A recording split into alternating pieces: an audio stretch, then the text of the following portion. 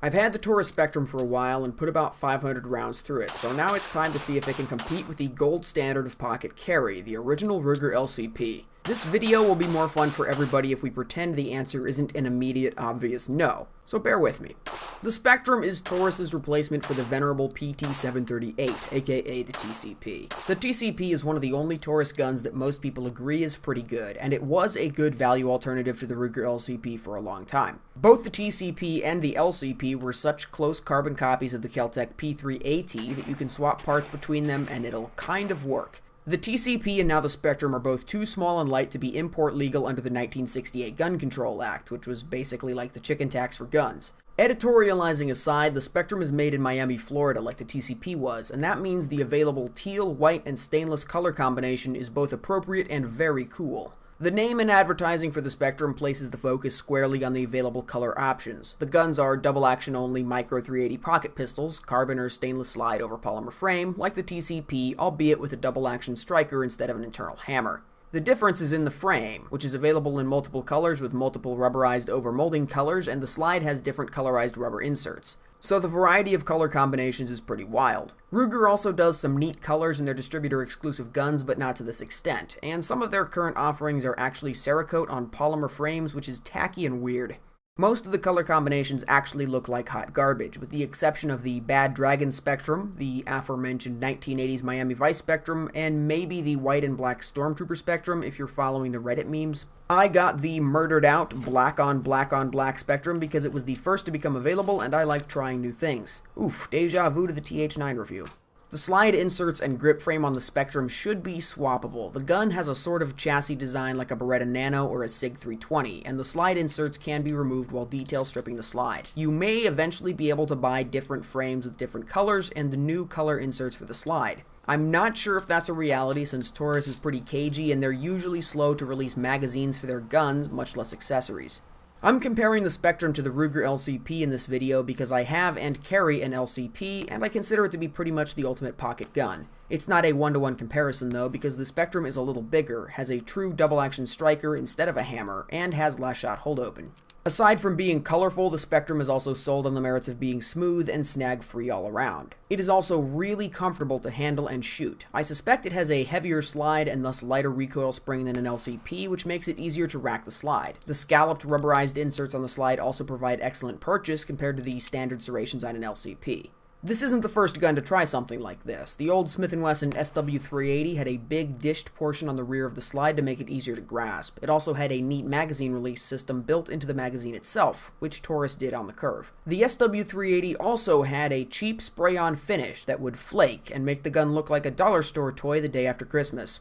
On to the shooting dynamics of the Spectrum. The grip shape and size of the Spectrum and the rubberized overmolding makes the gun very easy to shoot for a micro 380. It doesn't rotate in the hand nearly as much as an LCP. I haven't shot an LCP2, so I can't compare it to that. My guess is that the LCP2 also shoots better than the LCP by virtue of being wider. It's generally easier to get a handle on the Spectrum, and you can shoot way more rounds through one than an LCP before you need a nice pack and a wrist brace. The sights are awful, just like on an LCP, which is sort of irrelevant anyway. Like with the LCP, I painted the front blade Dayglow orange to make it easier to pick up. The trigger on the Spectrum is bad, maybe a little better than an LCP, but that's mostly irrelevant too. It is a true double-action trigger, which means you get restrike capability. That sounds cool, but once again, pretty much irrelevant.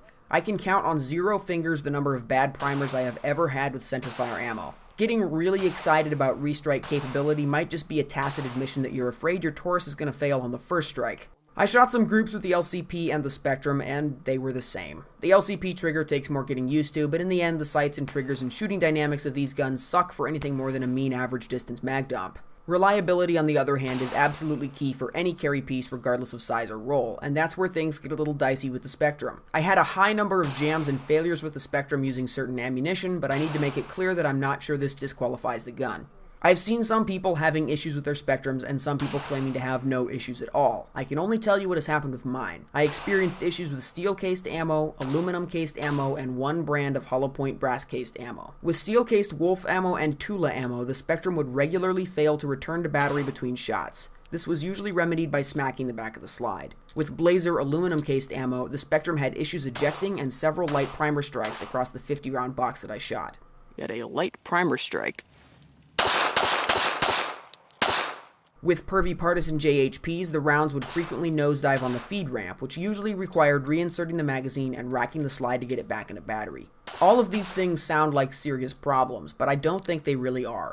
Micro carry guns are famously temperamental to begin with, and you need to be honest with yourself. Do you load steel-cased ball ammo in your carry gun?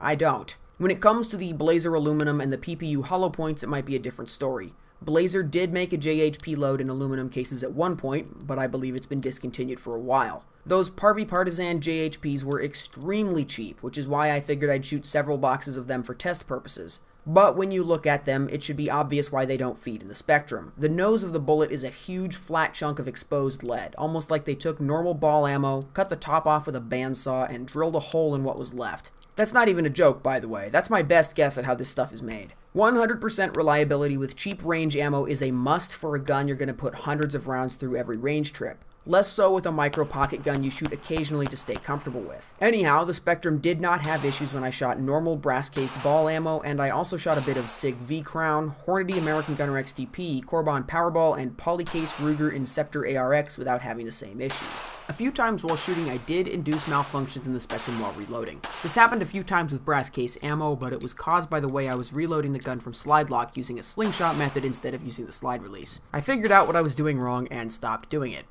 The Spectrum's reliability then is far from unimpeachable, but I still think the gun is acceptably reliable given what you're going to use it for. My Ruger LCP, on the other hand, doesn't seem to have any trouble with the steel or aluminum ammo, so if you intend to do a lot of cheap range practice, you would still be better served with the LCP. I have, however, experienced 2 or 3 serious failures on the LCP, where the ejecting round over-rotates and the rim gets caught in the feed lips of the magazine. When that happens, the gun is fucked. I had this happen with normal brass-cased ammo, and it locks the whole gun up. You can't move the slide, can't drop the mag, and can't pull the case out.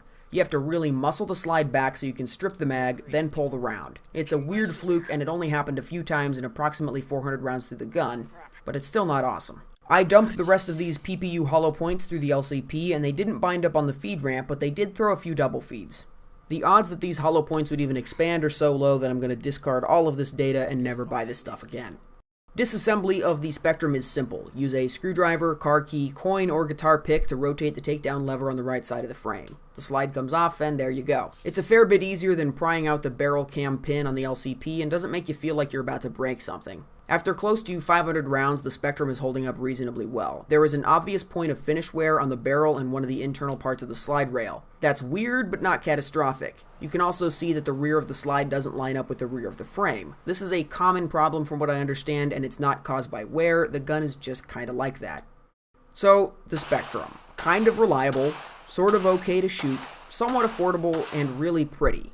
Is that reason enough to buy one? I guess it depends on what the gun is for. If you just want that Miami colored Spectrum to meme with and post on Instagram, knock yourself out. But is there anybody who should buy a Spectrum for serious purposes? The Spectrum's smooth contours make it look like something you should carry with a pair of safety scissors and a circle of paper, but the overall effect of the gun's design is that it's easy. Easy to shoot, easy to operate, easy to disassemble and clean. Who do we know that could use an easy gun?